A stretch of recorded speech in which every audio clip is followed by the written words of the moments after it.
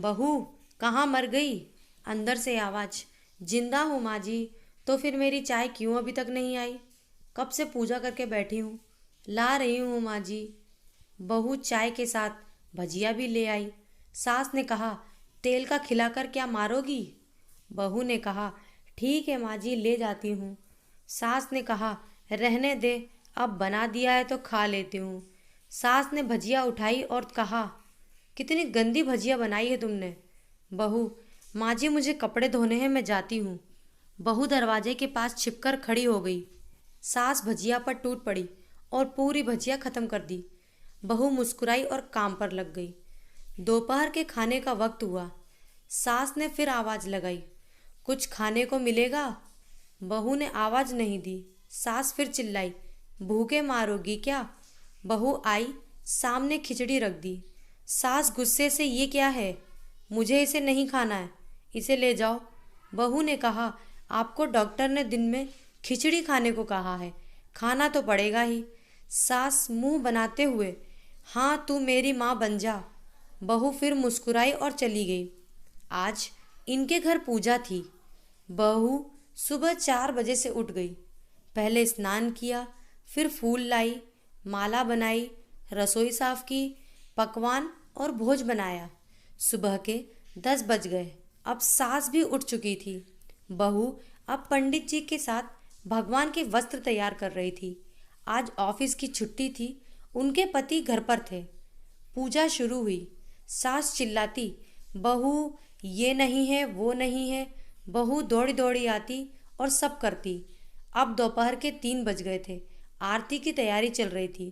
पंडित जी ने सबको आरती के लिए बुलाया और सबके हाथों में थाली दी। जैसे ही बहू ने थाली पकड़ी, थाली हाथों से गिर पड़ी। शायद भोज बनाते हुए बहू के हाथों में तेल लगा था, जिसे वो पोंछना भूल गई थी। सारे लोग तरह तरह की बातें करने लगे। कैसी बहू है, कुछ नहीं आता, एक काम भी ठीक से नहीं कर सकती, न जाने कैसी बहू उठा लाए, एक आरती की थाली भी संभाल नहीं सकी। उसके पति भी गुस्सा हो गए, पर सास चुप रही, कुछ नहीं कहा।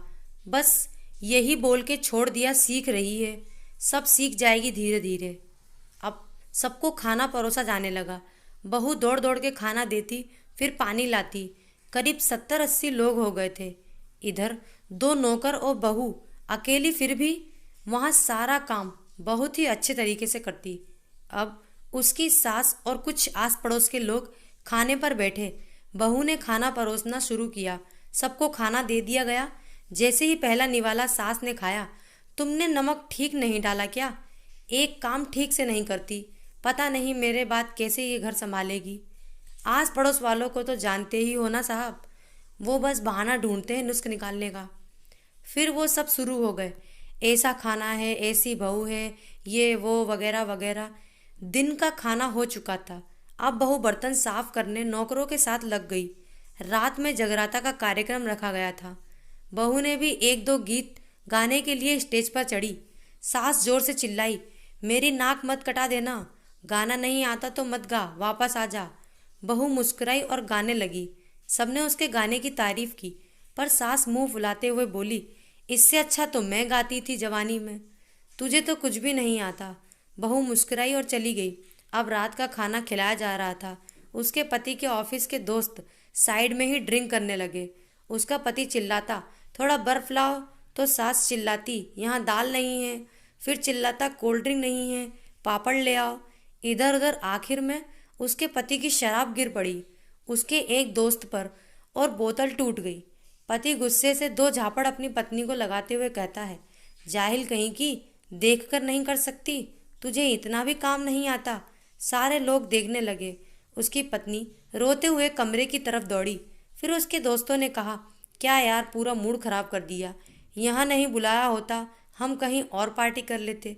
कैसी अनपढ़ गवार बीवी ला रखी है तूने, उसे तो मेहमानों की इज्जत और काम करना तक नहीं आता। तुमने तो हमारी बेइज्जती कर दी।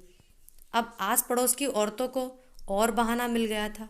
वो कहने लगी, देखो क्या कर दिया तुम्हारी बहू ने, कोई काम की नहीं है। मैं तो कहती हूँ अपने बेटे की दूसरी शादी करा दो, छुटकारा पाओ इस गवार से। सास उठी और अपने बेटे के पास जाकर उसे थप्पड़ मारा और कहा, अरे नालायक, तुमने मेरी बहू को मारा, तेरी हिम्मत कैसे हुई, तेरी टांग तोड़ दूंगी। उसने बेटे के दोस्त कुछ कहने ही वाले थे कि उसकी माँ ने घूरते हुए कहा, चुप, बिल्कुल चुप, यहाँ दारू पीने आए हो, जबकि पता है आज पूजा है और तुम्हें पार्टी करनी है। कैसे संस्कार दिए हैं तुम्हारे माता पिता ने। और किसने मेरी बहू को जाहिल बोला, जरा इधर आओ, चप्पल से मारूंगी। अगर मेरी बहू को किसी ने शब्द भी कहा तो, अरे पापी, तूने उस लड़की को बस इसलिए मारा कि तेरी शराब टूट गई। पापी, वो बच्ची सुबह 4 बजे से उठी है, घर का सारा काम कर रही है, न सुबह से नाश्ता किया न दिन का खाना खाया, फिर भी हंसते हुए सबकी बातें सुनते हुए, ताने सुनते हुए घर के काम में लगी रही। तेरे यार दोस्तों को वो अच्छी नहीं लगी। जूते से मारूंगी तेरे दोस्तों को जो कभी उन्होंने ऐसा कहा। उसके यार दोस्त चुपके से खिसक गए। अब सास बहू के कमरे में गई और बहू का हाथ पकड़कर बाहर लाई। सबके सामने कहने लगी, किसने कहा था अपनी बहू को घर से निकाल के दूसरी बहू ले आना, जरा सामने आओ। कोई सामने नहीं आया। फिर सास ने कहा, तुम जानते भी क्या हो इस लड़की के बारे में, ये मेरी माँ भी है, बेटी भी। माँ इसलिए मुझे गलत काम करने पर डांटती है और बेटी इसलिए कभी कभी मेरी दिल की भावनाएं समझ जाती है, मेरी दिन रात सेवा करती है, मेरे 1000 ताने सुनती है पर एक शब्द भी गलत नहीं कहती, ना सामने ना पीठ पीछे। और तुम कहते हो दूसरी बहू ले आओ, याद है ना छुटकी की दादी, अपनी बहू की करतूत। सास ने गुस्से से पड़ोसन की महिला को कहा, अभी पिछले हफ्ते ही तुम्हें मियाँ बीवी भूखे छोड़ घूमने चले गए थे। मेरी इसी बहू ने 7 दिनों तक तुम्हारे घर पर खाना पानी, यहाँ तक कि तुम्हारे पैर दबाने जाती थी, और तुम इसे जाहिल बोलती हो। जाहिल तो तुम सब हो जो कोयले और हीरो में फ़र्क नहीं जानते। अगर आइंदा मेरी बहू के बारे में किसी ने एक लफ्ज़ भी बोला तो मुझसे बुरा कोई नहीं होगा, क्योंकि ये मेरी बहू नहीं, मेरी बेटी है। बहू सिसकियाँ लेते हुए फिर कमरे में चली गई। सास ने एक प्लेट उठाई और भोजन परोसा और बहू के कमरे में खुद ले गई। सास को भोजन लाता देख तो बहू ने कहा, अरे माँ जी, आप क्या कर रही हो, मैं खुद ले लेती। सास ने प्यार से ताना मारते हुए कहा, डर मत, इसमें जहर नहीं है, मार नहीं डालूंगी तुझे। तुझे नई सास चाहिए होगी पर मुझे अभी भी तू ही मेरे घर की बहू चाहिए। बहू ने अपनी सास को रोते हुए गले से लगा लिया। सास भी रो दी पहली बार और कहा, चल खाना खा ले। फिर मजाक करते हुए कहा, फिर मेरे पैर दबाने चले आना, और ये ख्याल मन में मत लाना कि सास पैर बोलती है, किसी दिन मैं इसका गला दबा दूंगी, क्योंकि कभी मैं भी यही सोचती थी। दोनों खूब हंसने लगी।